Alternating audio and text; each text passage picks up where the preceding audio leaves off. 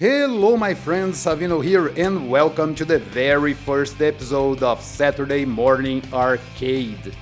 Starting today on the Flying Kick channel alongside our regular Sunday uploads, I will be hosting this show every other Saturday where we will dive into every arcade beat-em up I can get my hands on. The idea is to talk about their place in history, the competition at the time, how successful they were, who created them, if there were console ports, and all the information I can find to create a cohesive, easy to navigate resource for these games. I mean, sometimes you just want to learn about a particular game but don't have the time to scout the web for every bit of detail. Also, I will have all the material presented here on my site, where you can download flyers, marquees, screenshots and all that good stuff. So starting today, we will talk about from the classics to those games that very few people talk about. And what better way to kick things off than with the game that started all? Oh, of course, I am referring to none other than Nekketsu Kouha Kunio-Kun, or Renegade as it was known here in the West.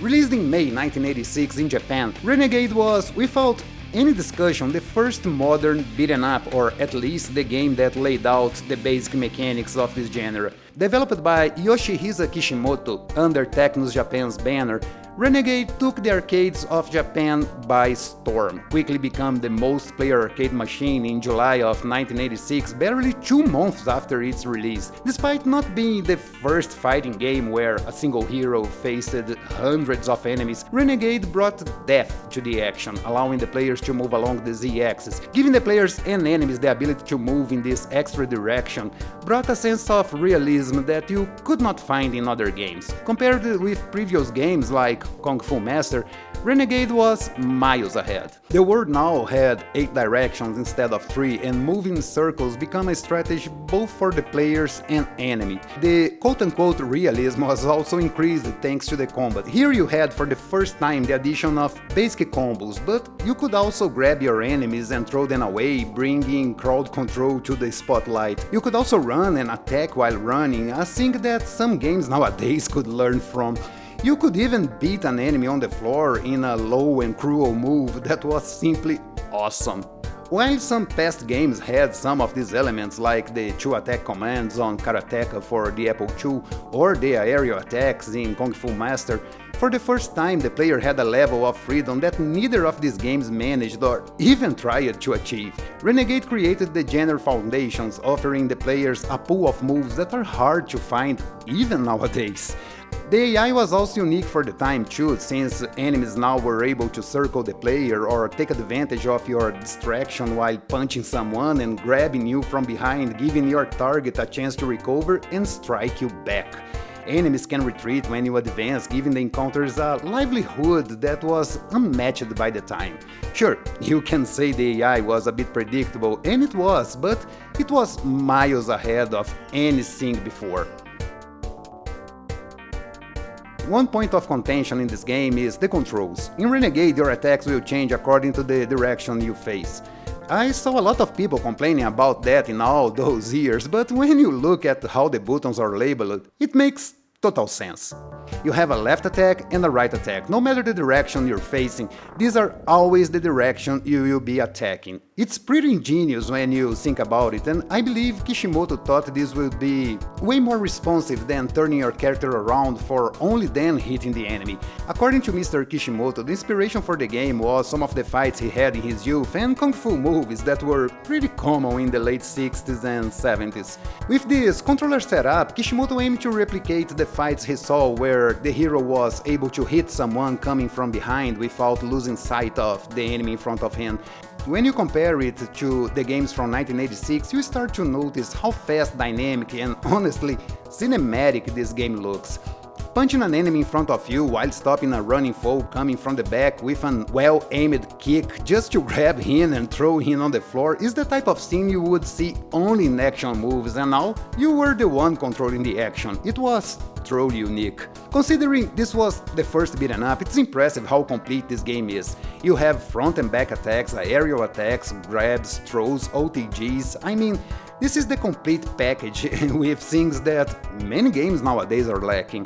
Another impressive thing in this game is how grounded everything is. Your moves are realistic, nothing's too flashy or exaggerated, and everything works great. It may be hard to appreciate these details nowadays when games can look better than real life with more mechanics than you can possibly count, but back in the day this amount of freedom, the realism, the sense of danger was unbelievably cool. Compared with later games, Renegade was a bit limited when it comes to the level layout. Levels are pretty small here, consisting of one single arena with all the enemies already spawned, including the boss, who will enter the scene after you clear most of the regular enemies. There are 4 levels in total, with the last one being the only one which is divided into 2 arenas.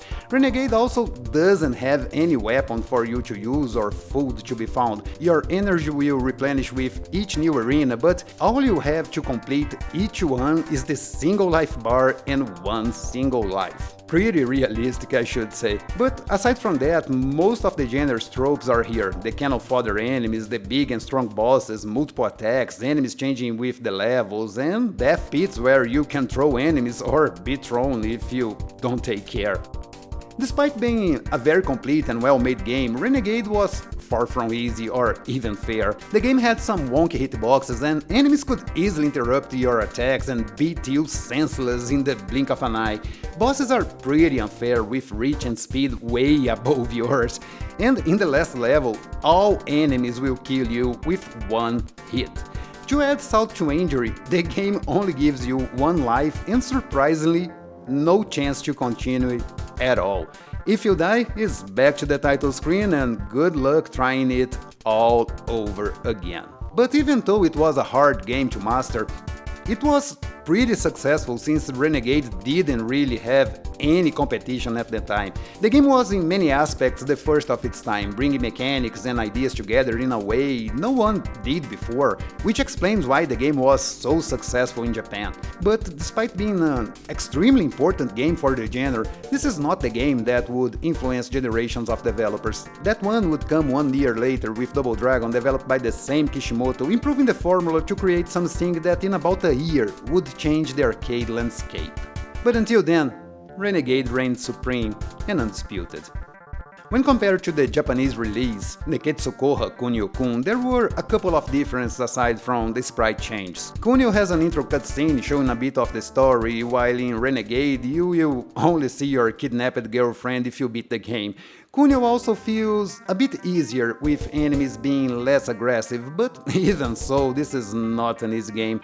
Renegade was ported to a lot of machines, which is a sign of how impactful this game was at the time. I believe the most famous is the NES version, but there were also versions for the Master System, Commodore, DOS, ZX Spectrum, Apple II, and Amstrad CPC, among others. These versions can vary a lot in quality, with the DOS being probably one of the worst and the NES one of the best. Nowadays, you can get the game on Nintendo Switch and PS4 or, you know, emulation is a thing too. While I don't think Renegade holds up today like other games from the past, the game is still pretty fun to play, especially considering you aren't wasting all your allowance in trying to beat Misuzu.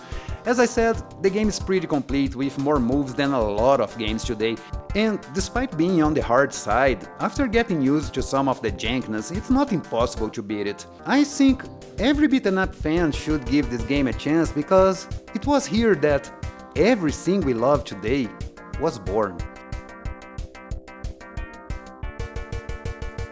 And that's it for today's show. I'd like to thank you for watching and tune in 15 days so we can talk about the game that defined once and for all the beaten up genre. Don't forget, tomorrow we will have a video here on the channel talking about some unconventional arcade beaten ups. If you're a channel member, you can watch it right now. I will see you all tomorrow, and in the meantime, I hope you all have an awesome day, and remember, keep arcades alive.